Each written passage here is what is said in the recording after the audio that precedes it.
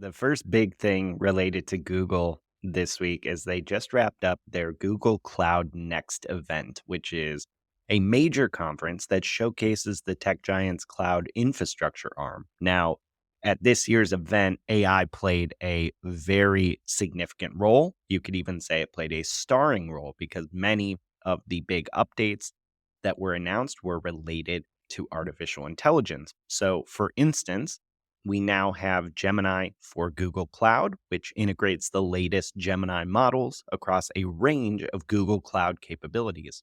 This includes things like Gemini Code Assist, which offers AI powered assistance to developers.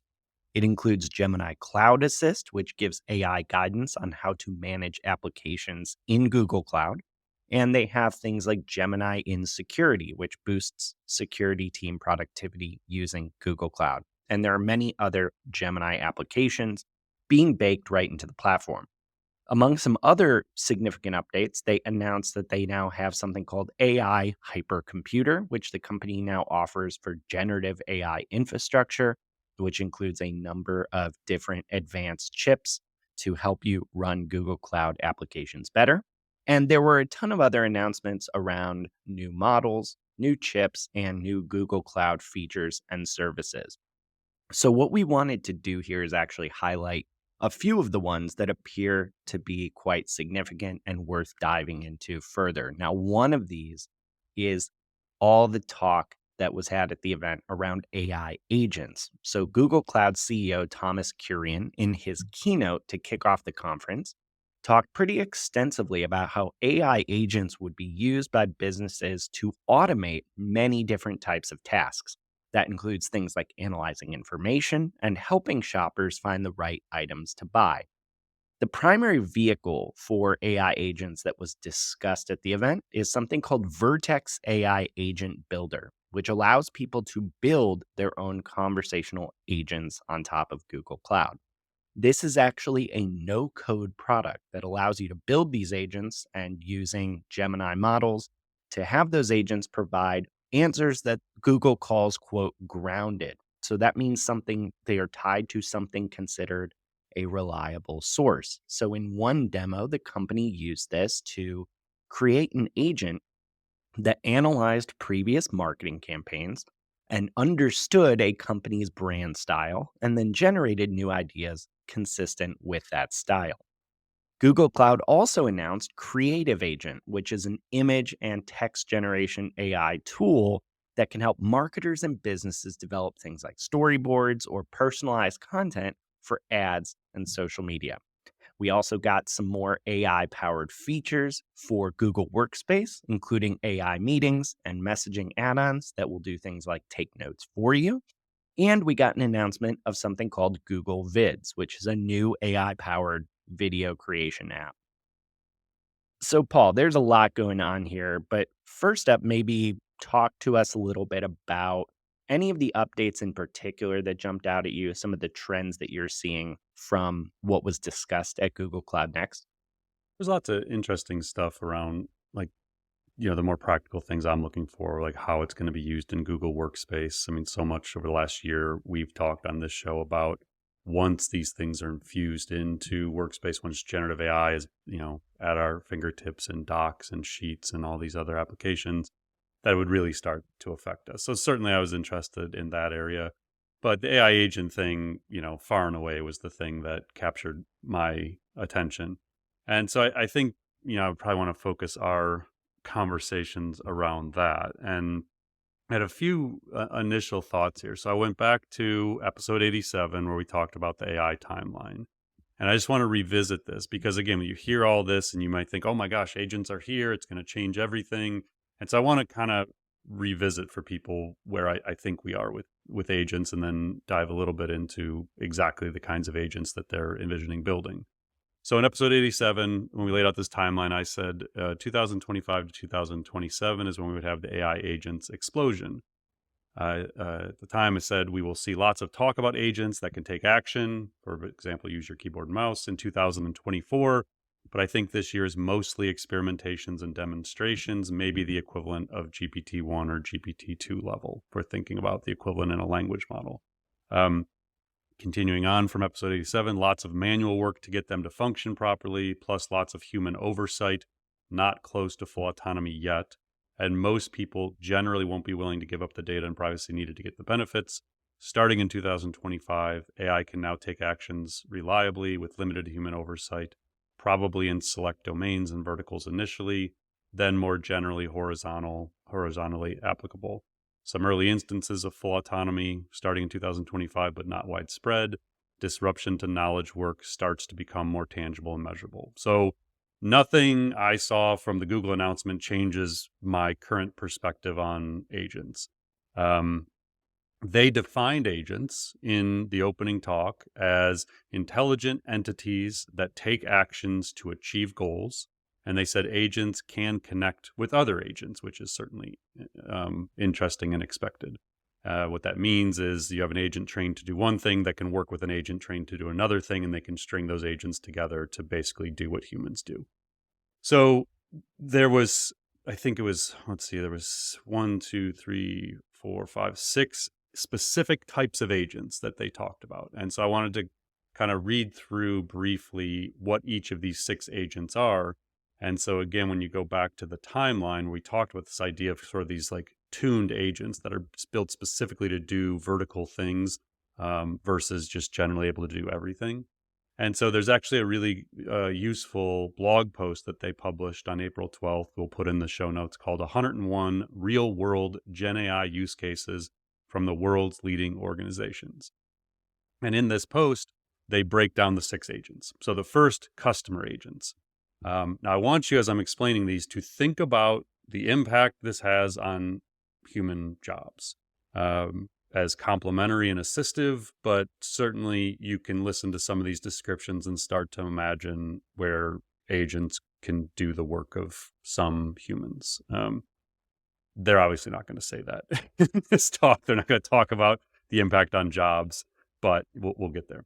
So customer agents, similar to great sales and service people, customer agents are able to listen carefully, understand your needs, and recommend the right products and services. They work seamlessly across channels, including the web, mobile, and point of sale, and can be integrated into product experiences with voice and video. Again, I recommend going and reading this post because they then have 19 examples of companies that are building these kinds of agents and using these kinds of agents. The next one is employee agents. I was really interested to see how they explained this one. Employee agents help workers be more productive and collaborate better together. These agents can streamline processes, manage repetitive tasks, answer employee questions, as well as edit and translate critical communications. Similar, they have 27 examples of companies that are using these. And it's, examples like Bayer, Avery Dennison, Cintas, Home Depot, the LA Rams. Like they're talking about the LA Rams using it for content analysis to player scouting. McDonald's, Uber. Oh, interesting quote from Uber. So it's a total side note as I'm seeing this. So it says Uber is using AI agents to help employees be more productive, save time, and even more effective at work. For customer service reps, they've launched new tools that summarize communications with users and can even surface context from previous interactions so frontline staff can be more helpful and effective. But they had the CEO of Uber in the opening talk. They do video clips of like customers that are using this stuff. He literally said, reduces our agency spending. I mean, we'll get into the agency stuff. We talked about agency stuff last week. Like sometimes they're saying the quiet part out loud. Okay, the next one, creative agents. Creative agents can expand your organization with the best design and production skills, working across images, slides, and exploring concepts with workers. Many organizations are building agents for their marketing teams, audio and video production teams, and all the creative people that can use a hand. With creative agents, anyone can be a designer, artist, or producer. Interesting. They show 7 examples there, including WPP, which we will come back around to in a couple minutes. Now, as I'm reading these, we've got 3 to go. This is just Google putting a name to specific AI capabilities.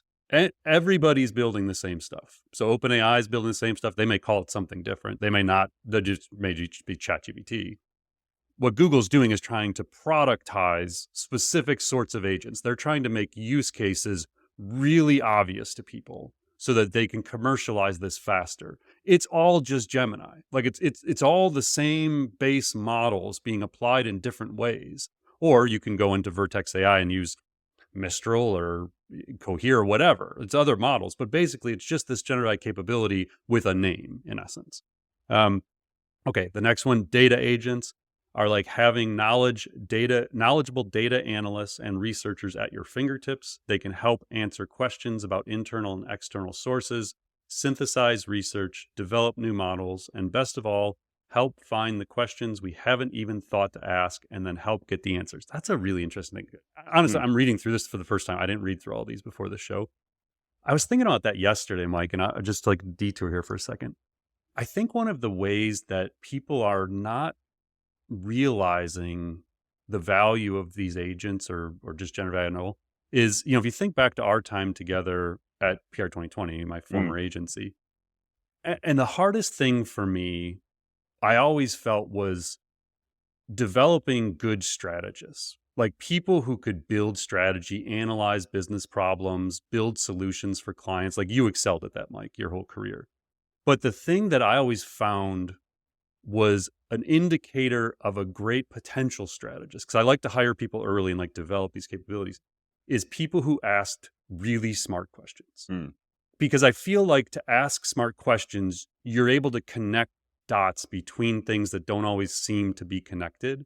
Um, and so I think going into these models, whether it's Gemini or ChatGPT or Cloud, and saying, what questions should I be asking about how to build a go-to-market strategy? What questions should I be thinking about when I build my persona? Like leveraging these tools to help you figure out what questions you should be asking.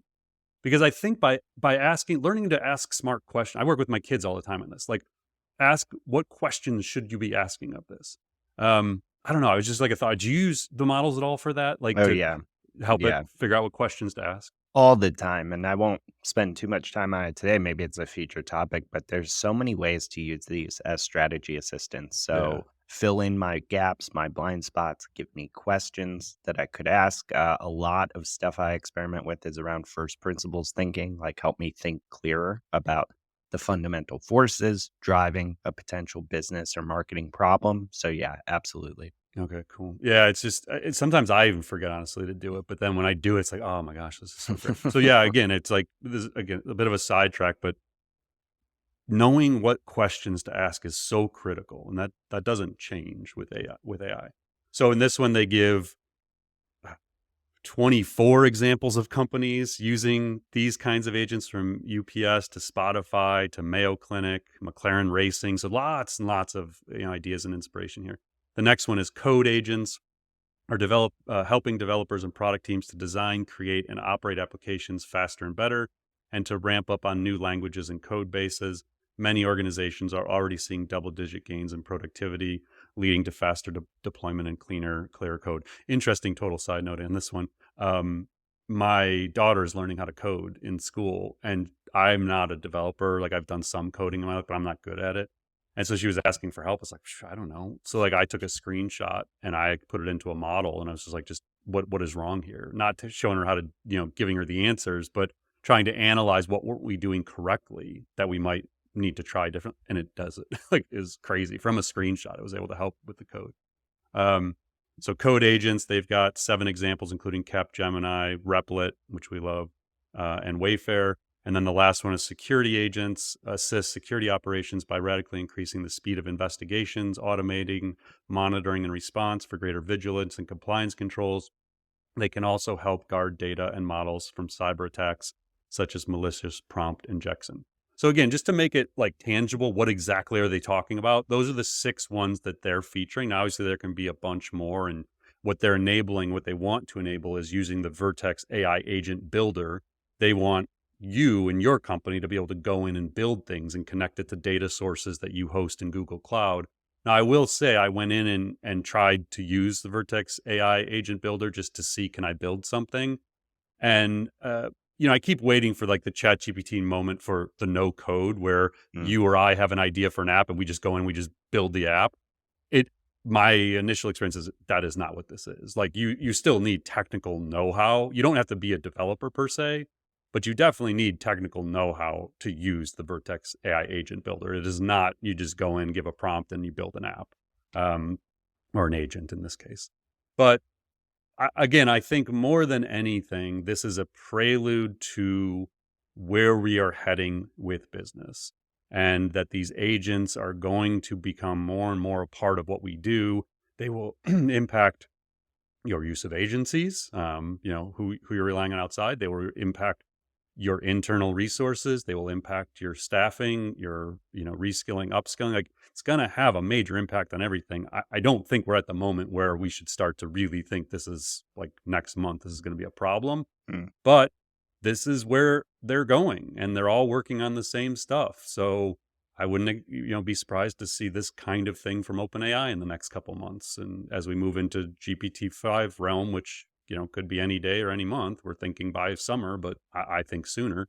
Um, this is where we're heading, is these things are going to be able to work together and do things, and you're going to connect your security, one to your customer agent, and they're going to be able to work together, and it's going to be really interesting how that plays out.